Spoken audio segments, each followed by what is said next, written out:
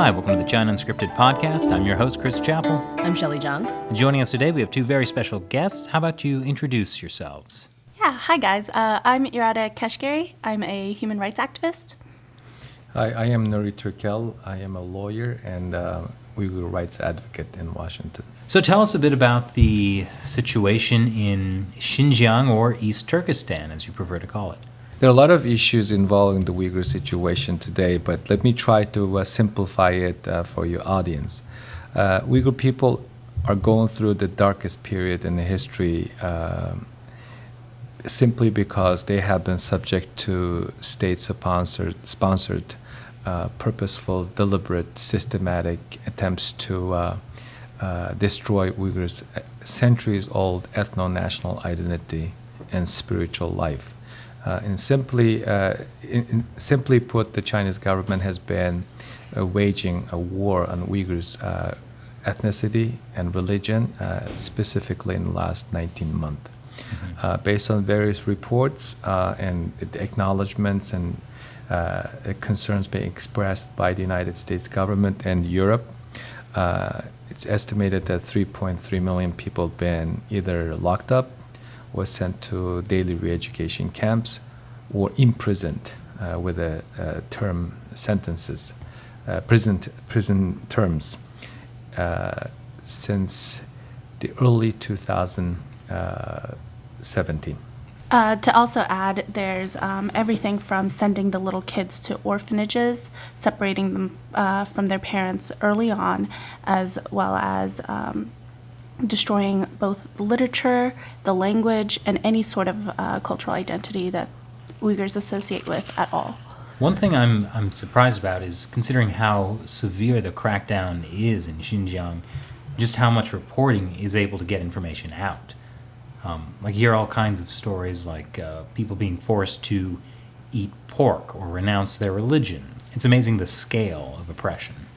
Yeah, there's been reports done of many people who have been able to escape. There was recently a documentary done, following 3 people who are currently in Turkey that spoke about their experiences. All of them very similar, all of them, being forced to renounce their religion and who they are. We also are able to see pictures and videos, as well as a few scholars who have recently visited and have seen how horrible the situation is there. They come out, some of them, they go into China with the idea that they're just trying to learn, and they come out saying that the situation is so horrific they have to speak on it. It almost seems like the Chinese Communist Party doesn't care if the world knows about what it's doing in Xinjiang, if they're not really bothering to hide it. There are 2 ways to look at it.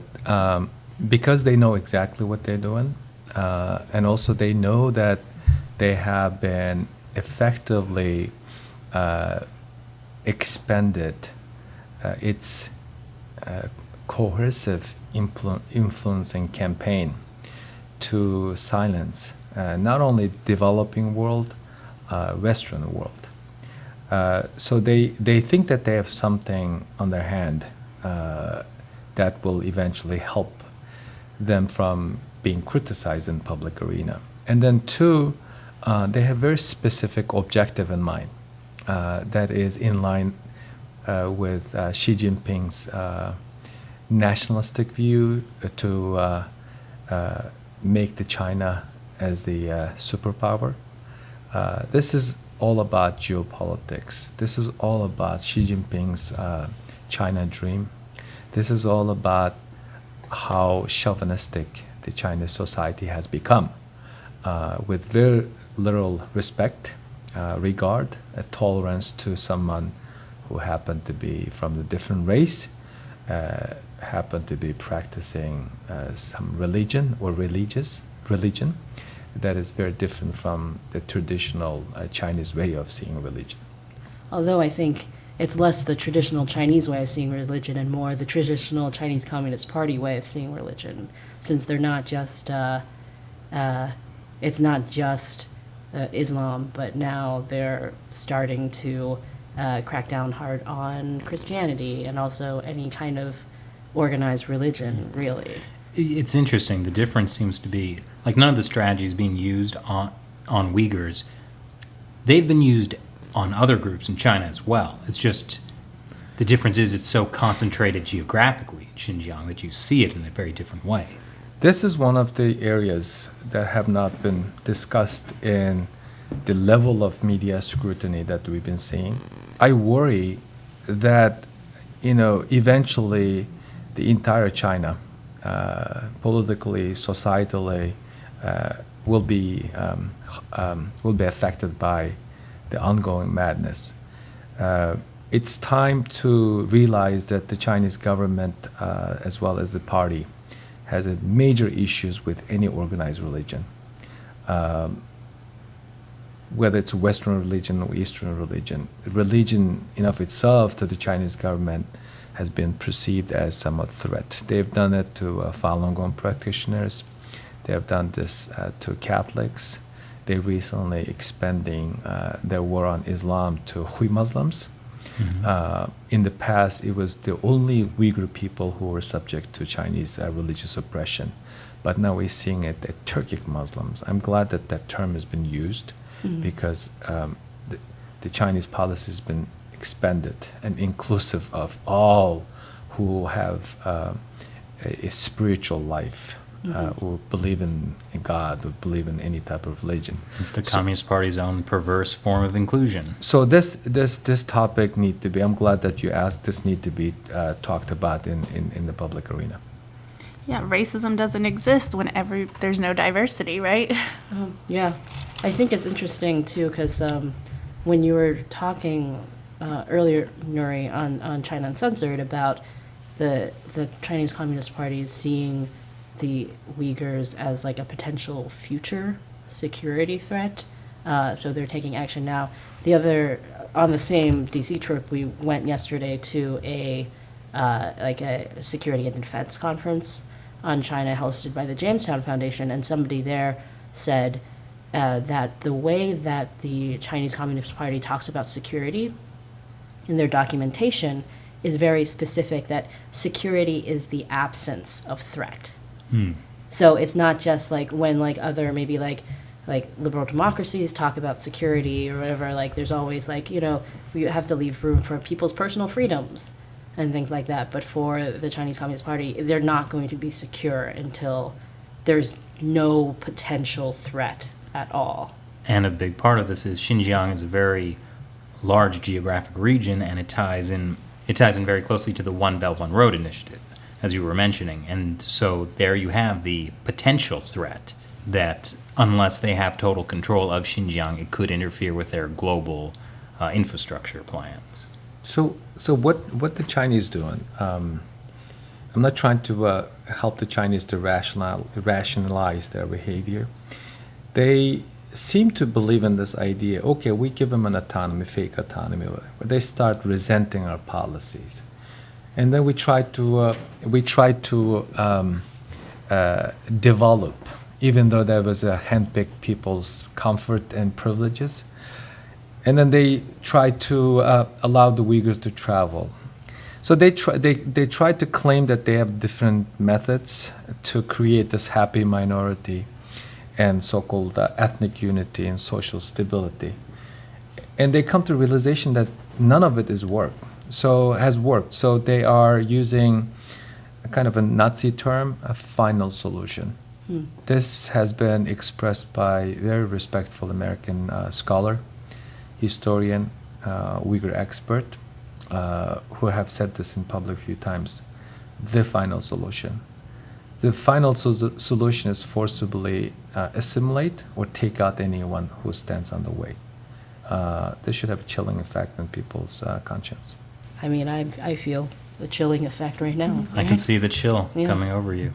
Well, one thing you mentioned is that the Communist Party sort of feels like it can get away with this because of the amount of influence it has around the world. But you do see the U.S. government in particular leading the way and standing up and speaking out about the oppression that's happening in Xinjiang.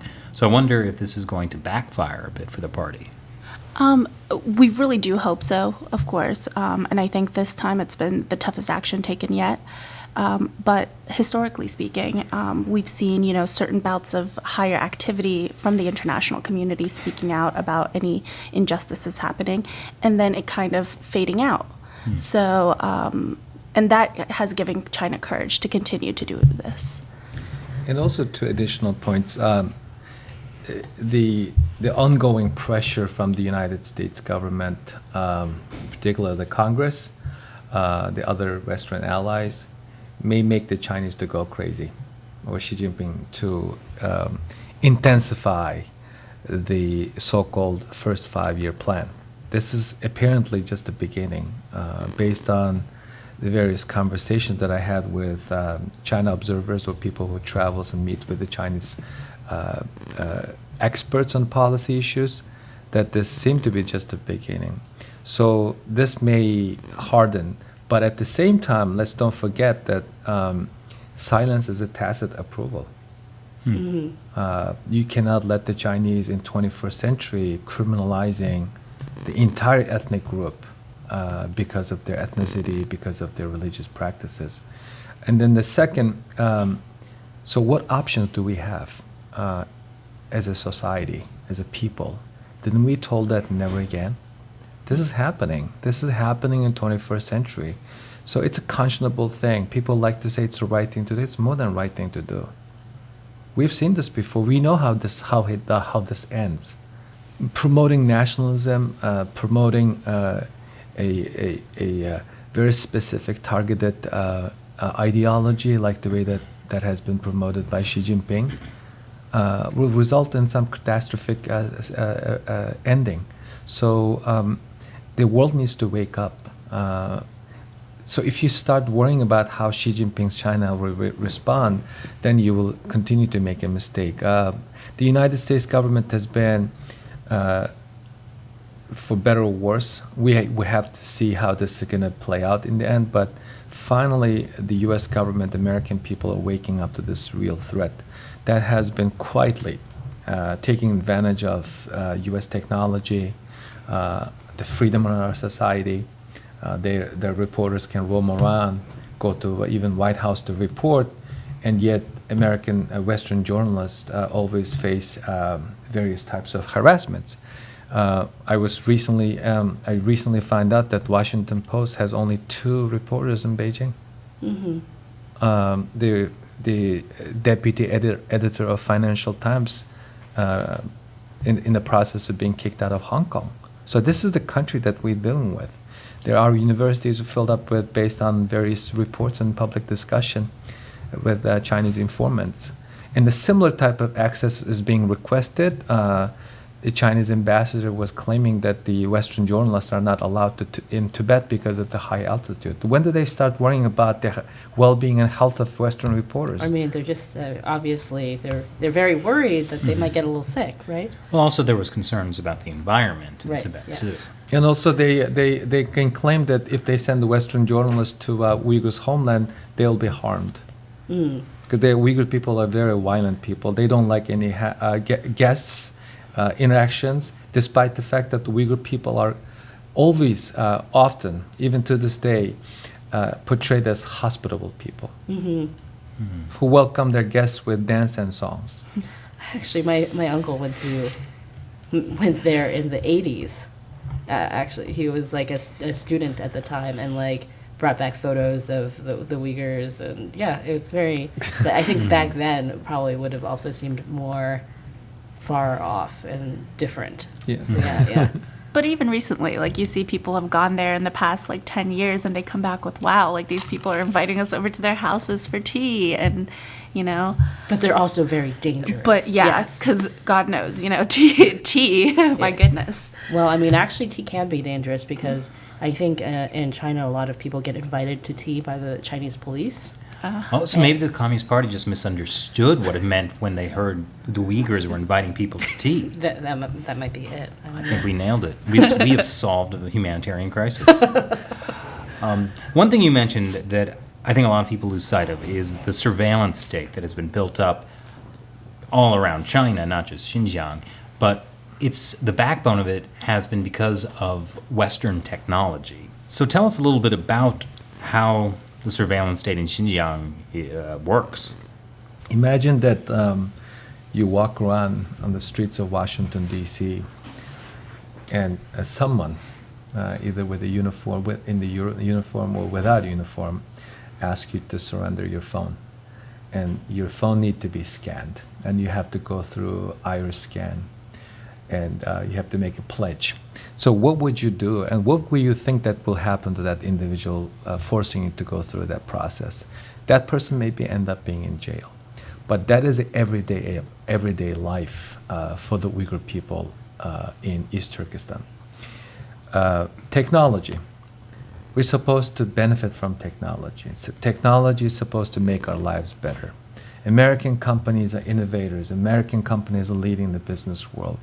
And what is happening today, based on some public documents, at least 2-3 U.S. affiliated technology companies that have a relationship or connection to the Chinese government has been assisting the Chinese state with state security installations and implementations.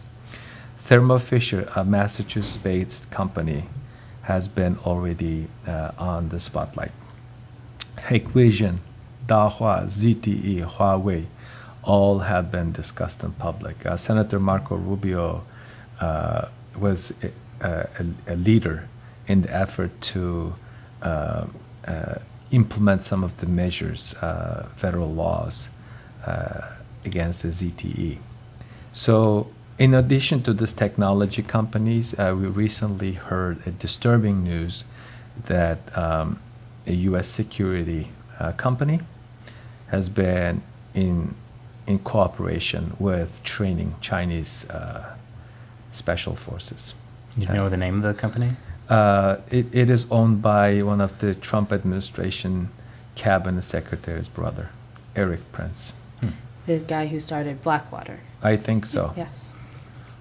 And you can kind of see this influence in the international community too.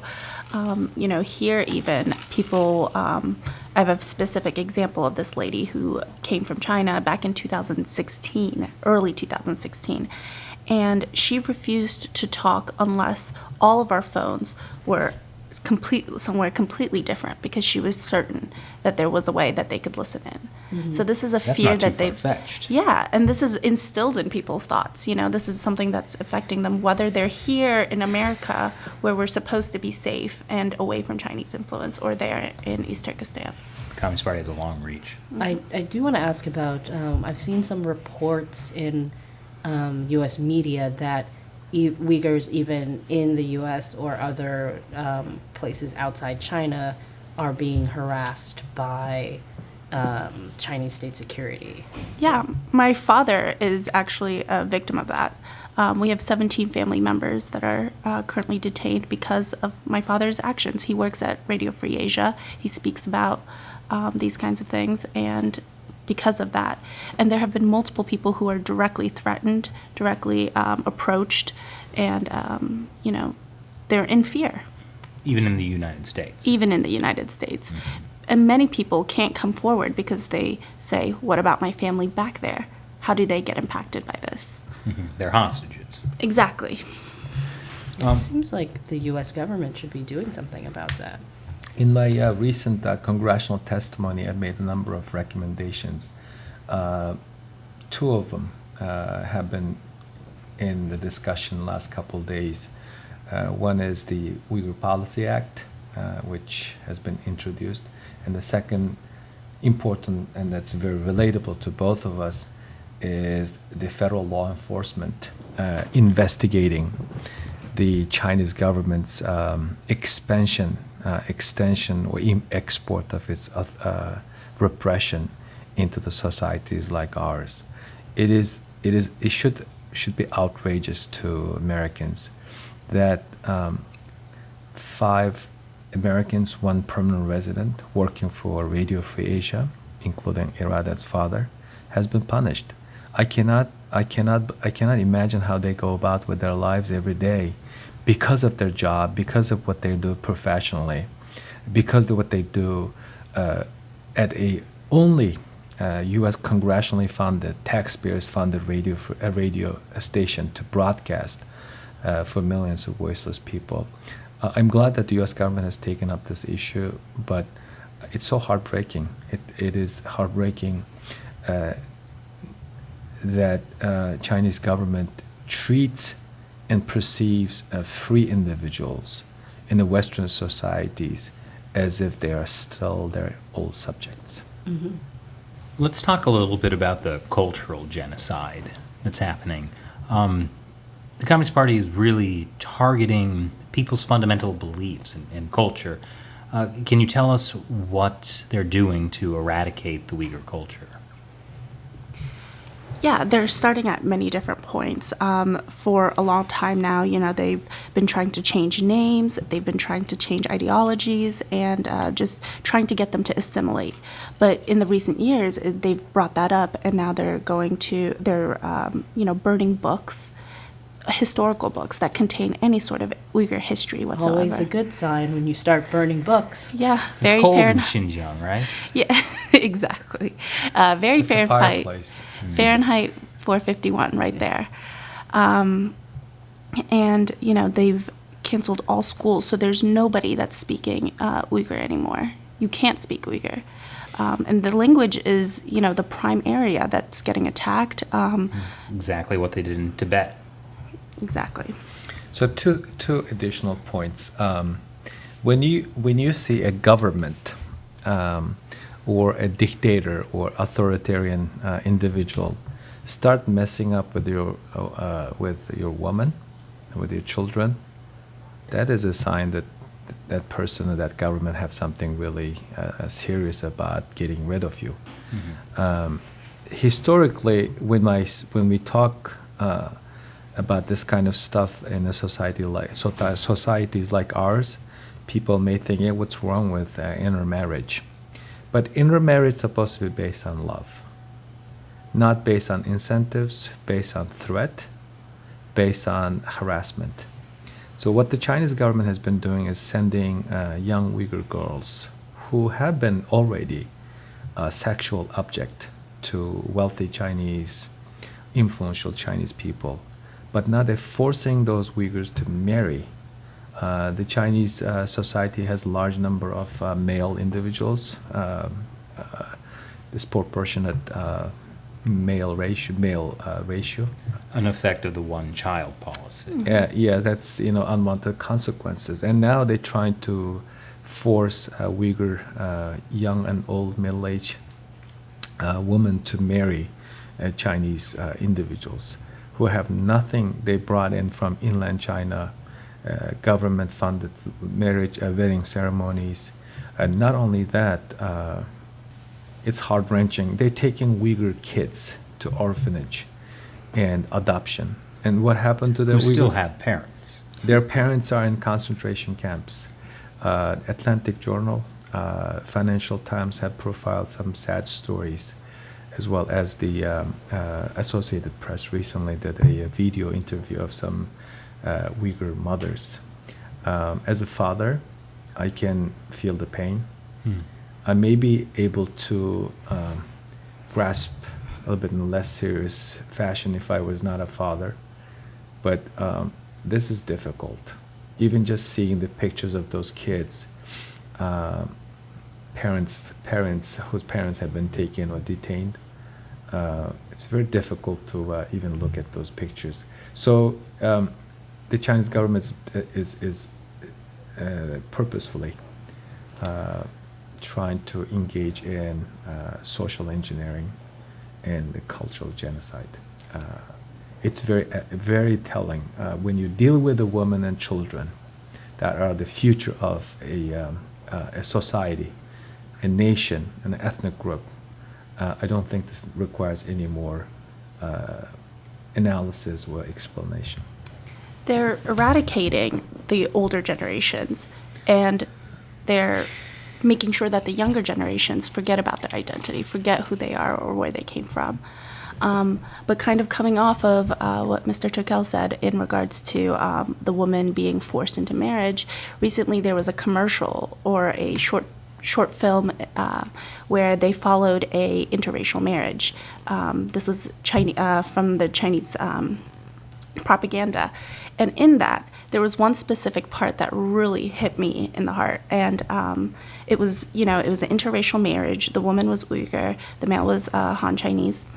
And the guy who was covering it says, "This is such a great marriage, this is going great, and you can also marry an Uyghur girl."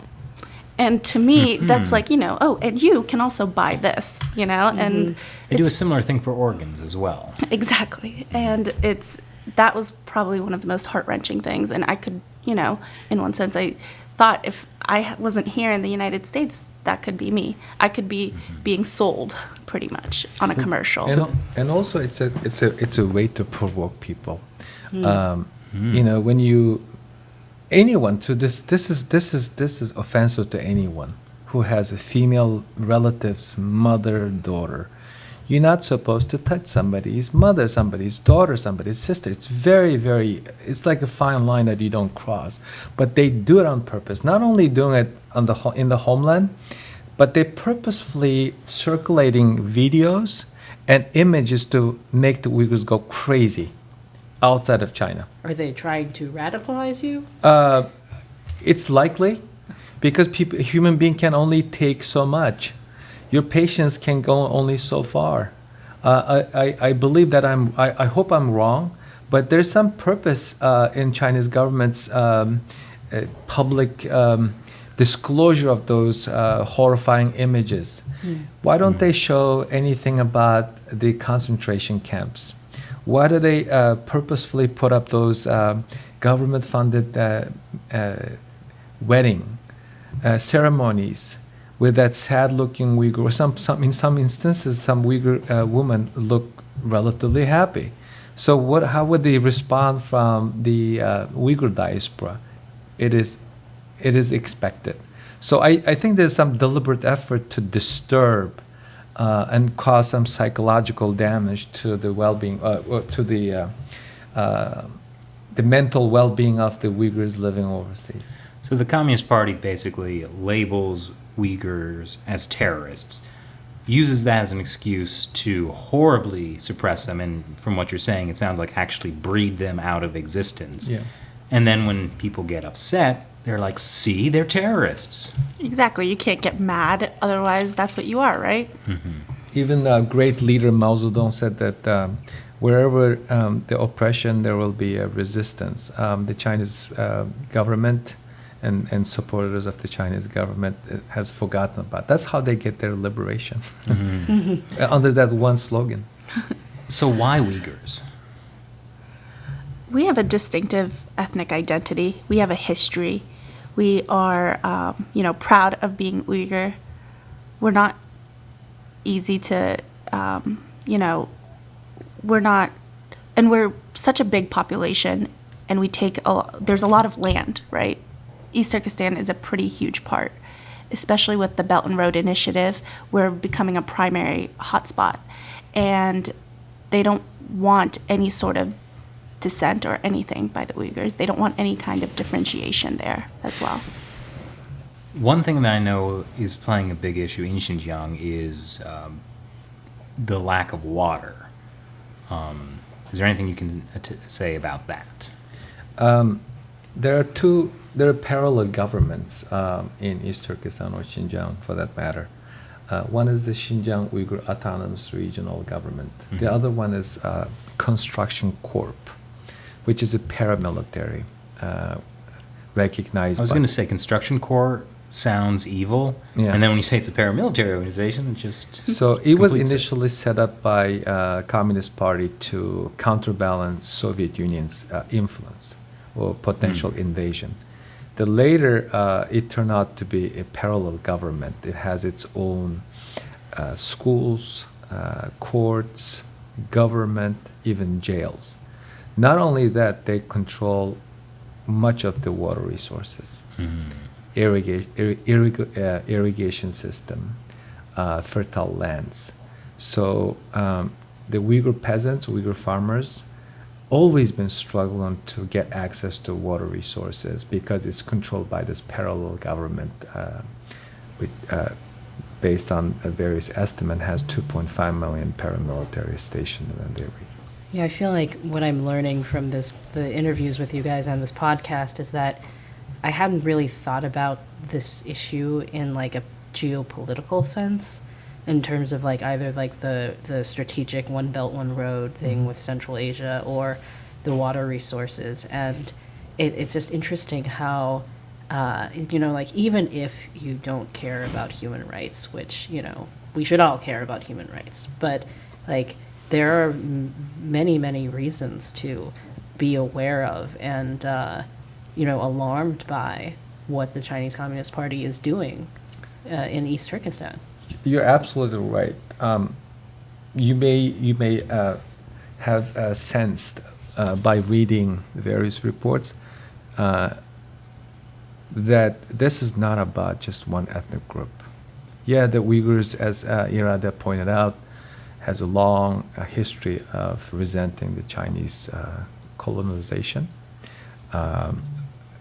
But China has realized that they have to use this people. They have to use this region as a laboratory to test the international community's patience with testing the water, and also to test if they can be implemented on the other part of China.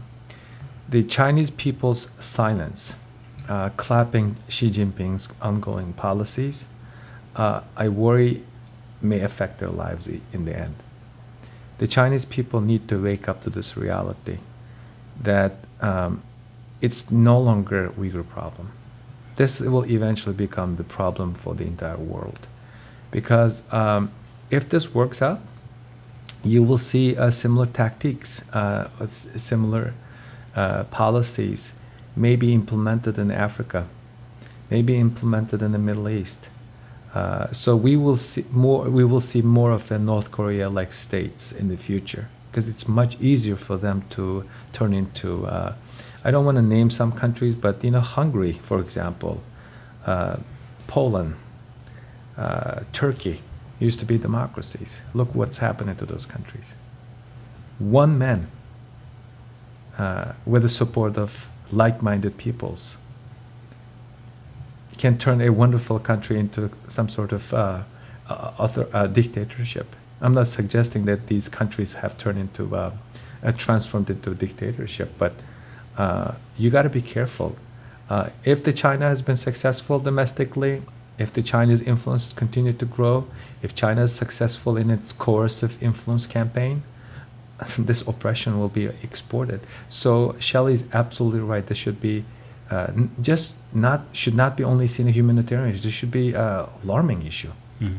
Definitely, as you see China's influence spread around the world, you see it with China exporting its internet surveillance or security apparatus to countries in Africa, also in South America. Yeah, Cambodia, their security forces use like the Chinese, weapons and things like that. Yeah. Huawei. Yeah, it's all over the place now. And you see the internet as an example. People say, like, oh, look at the problems with the United States, how it's an unmanaged, uncontrolled internet. We need to have a Chinese model controlled internet. As you say, if the Communist Party is successful in its ethnic management, I don't know. Management of a happy minority. A happy minority.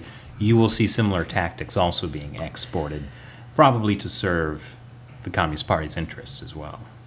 And I think some of these things that you're even talking about now are already also used in other parts of China. Like when you talked about the kids being taken away from their parents, the Communist Party definitely has a history of doing this. Like a friend of my mother's lived through the Cultural Revolution. Her parents were deemed bad elements and then persecuted, and then she was put in an orphanage and told by the head of the orphanage that she better get on her knees and thank the Communist Party for saving her life, when obviously the Communist Party tore her family apart. That's been happening to Falun Gong practitioners. Yeah, and I think what was interesting about that too, what the generational thing is, we talked to at Tiananmen Square massacre survivor, Fang Zheng, who had his legs were crushed by a tank.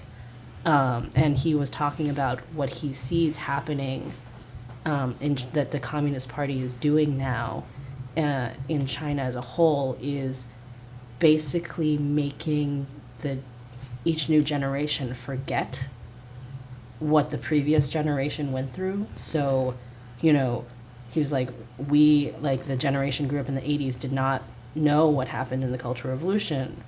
Now young people in China do not know what happened in the Tiananmen Square massacre. They've been able to very successfully separate people, the generations, and stop the knowledge and the memory from being passed on. And that seems to be maybe what they're trying to do with separating kids from their families and their culture. And I mean, especially when you bring the cultural element into it, it seems even more horrifying.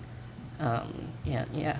No, definitely. I think, they raise these kids without any realization of any history as it went. Then they can rewrite history in their own views. And they've done that. There's been multiple times where they've blatantly lied about history and about things that have occurred. There are many people right now that don't even know anything about East Turkestan and what's happening in various places of China. I recently spoke to a student, an international student from China, and she said she had no idea that this was occurring, and that area, East Turkestan, has always been a part of China, and it was never any different. So it's things like these that, these people, they forget about the history, and the Communist Party can rewrite it however they want. Yeah, the Communist Party turns mainland Han Chinese into unknowing accomplices. So, we're in a very dark place with this podcast right now. Let's see if we can make it even darker. One of the things the Communist Party is doing in Xinjiang is collecting biometric data, things like blood samples, DNA. Can you tell? You mentioned iris scanning. Iris scanning, yeah. What's going on with that? Any government any government that has a concern about national security, social security of various communities, have been implementing. It's rational to the extent as long as you don't intrude, but the surveillance state that the Chinese have been in the process of building, starting in East Turkestan and all over China, is so invasive, so intrusive. The social credit system that they've been promoting and to the extent been implemented is also very intrusive. So the DNA sampling, iris scan, the surveillance method that they've been implementing has created this constant fear of apprehension. When you ask people, how did that individual being picked up by the Chinese authorities for concentration camps, it's very hard to find a reasonable answer other than pinpointing at artificial intelligence. So this data collection has been in the works for many years. Some people estimate it started in 2012. That's the time that the Chinese literally hand out passports to the Uyghur families, encouraging them to travel. There are active tourism taking place between China, East Turkestan, Malaysia, UAE, Turkey, even the United States. So they're in the process of building who's going where and what they come up with or what they bring home as far as the thinking, ideology, appreciation is concerned. So one of the ways that they collected this data is past travel history, past writing, the people that they associated with, relatives, and also a marital history. So today, when you look at the people have been affected by the current, I would call humanitarian crisis, it is so random, but you can tell. But they have a specific age group, specific targeted sector of the society, intellectuals, business leaders, religious leaders, humanitarian people who have done humanitarian work, and also I'd like to highlight this: people who were born 1980s and 90s, Why that age? because that's the most vibrant group of people who kind of stuck in the new generation of the Uyghurs. The Chinese will have no trouble assimilating, and although the ones who were born in earlier period who already had a mindset when the process of getting old, or might be willing to pressure, but 90, 80, and 90s, kind of a zealous type of Uyghurs, passionate Uyghurs, and you know, living in, breathing in a modern world with the technology, social media, access to education, perhaps been exposed to Western culture. So they're targeting this big chunk of the Uyghur population, and then squeezing from the two sides. So it is, you know, it's technology. It is in the long process of establishing files. That's why exactly what I'm saying. This is exactly why I am alarming the Chinese people on the other side of the border, that they need to be mindful. This couldn't happen to you. When the Chinese letting the Uyghurs go overseas for travel, education, we're like, wow, this is loosening up. Yeah, this is impressive. The Uyghurs start making money. Uyghur people are very, very sophisticated when it comes to business mentality. A lot of people, and those people who made millions are not only lost their properties and assets, but that end up in the prison camps today. That's so interesting. It That sounds like very deliberate.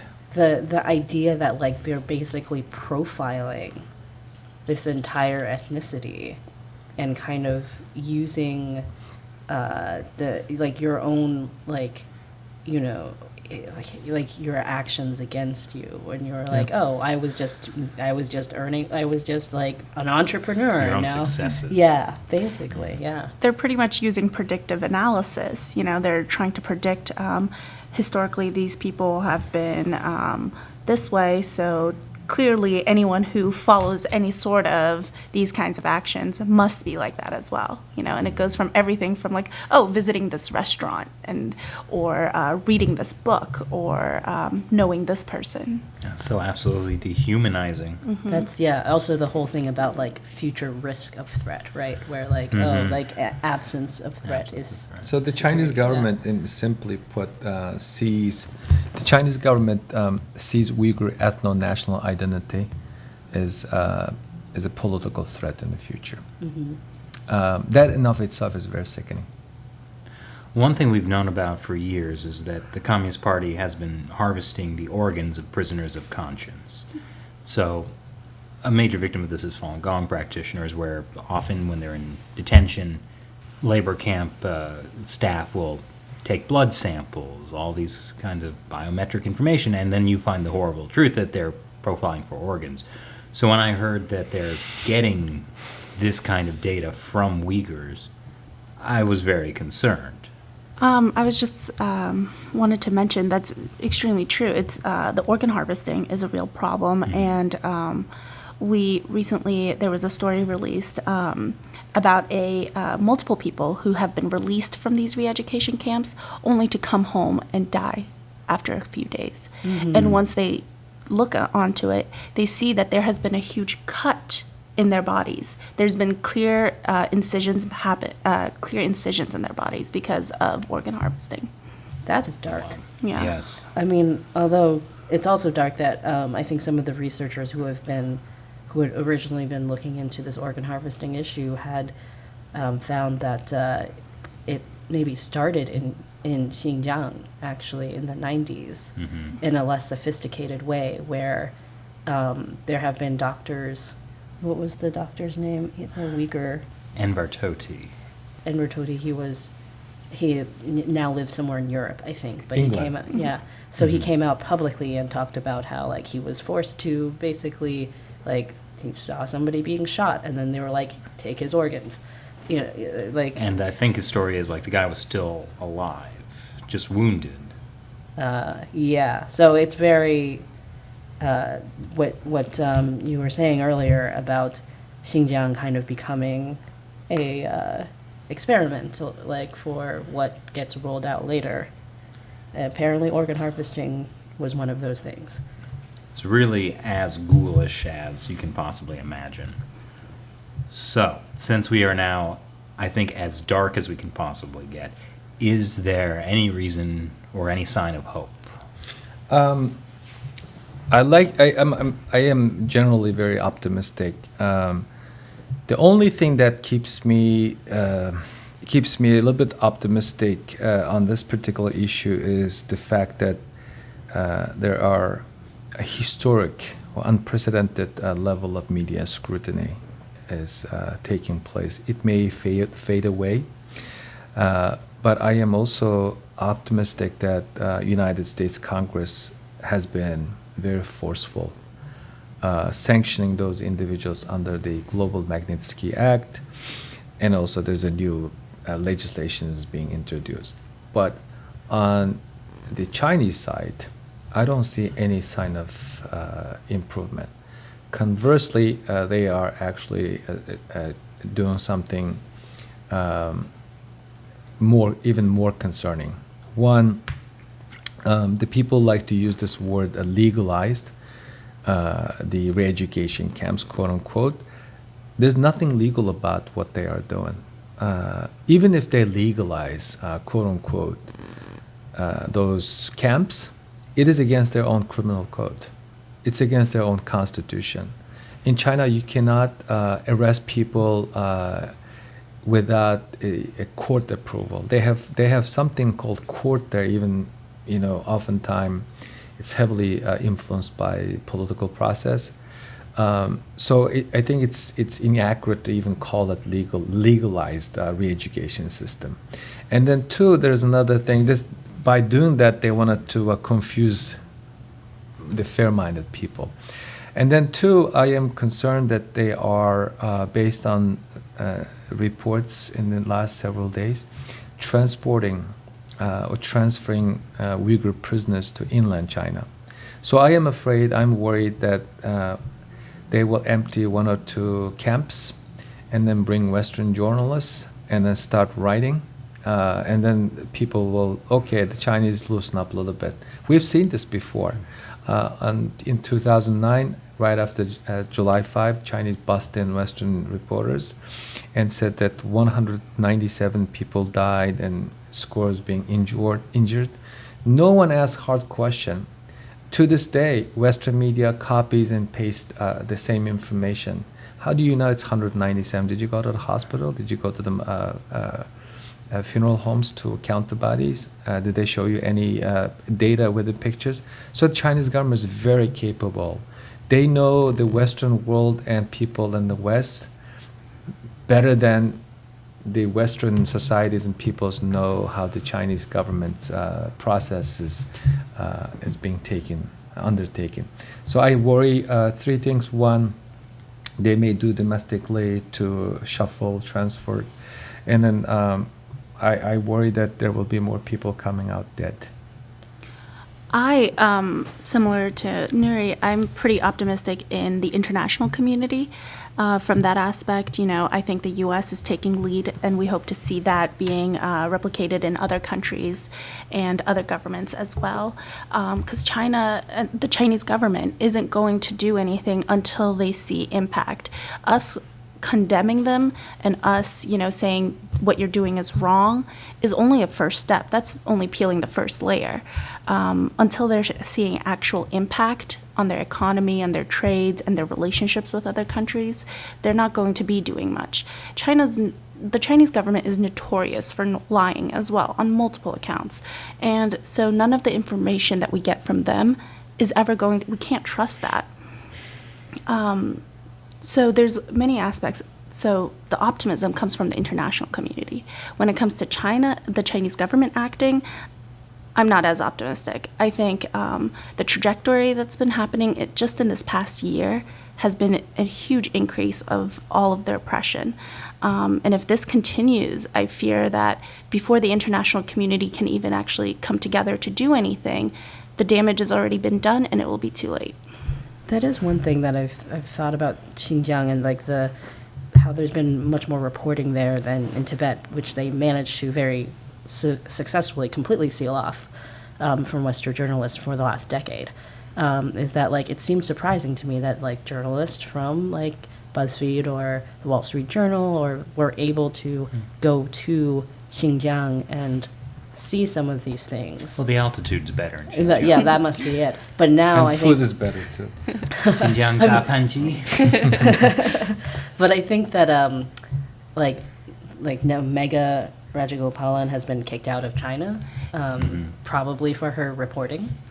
You know, There was no official announcement No. about the why. So but I think we can can't maybe. speculate. Well, yeah, let's not. That's Let's totally very speculate because unprofessional of us. it's yeah. So, but the point being that like, it was so visible. It's a concentrated area. Like the security apparatus is so like every block, police like station or platform or whatever, and the whole thing, Nury, what you're talking about, like taking people out of Xinjiang to less visible areas, maybe Dongbei. more remote areas, or you know, having a show, like you know, re-education camp where like everybody is happy and receiving actual vocational training, you know. Prime Chinese propaganda. Yeah, and I think like one thing for us as people who watch China too is like we also can't forget, you know, what happened with the Tibetans 10 years ago or with Falun Gong 20 years ago. Like, I think that's the thing. Like, a lot of people looking at the situation are like, oh, well, this is surprising that the Chinese Communist Party is doing this. And There has been yeah, no change. No, I mean, like, in a sense, yes, because it is so suddenly ramped up. But in another And sense... there's new technology. Yes, the technology, definitely. But also in another sense, kind of not really, because like even what you were talking about with like sending people off to remote areas and having a show, that definitely was something that happened with Falun Gong. Like, Yeah. so it's like, okay, well, we also have to remember that it's the same Communist Party Yeah, that I we're dealing mean, with on a larger scale. The Communist Party was doing this like even before it took power of China back in Yan'an. Wow, okay, that's bringing it back Yeah, to I mean, now. they've been doing this since the beginning of the Communist Party. So we can't kind of forget that, you know, Xi Jinping may be escalating this, but also is doing it in the framework of, like, the Communist Party. This is what they do.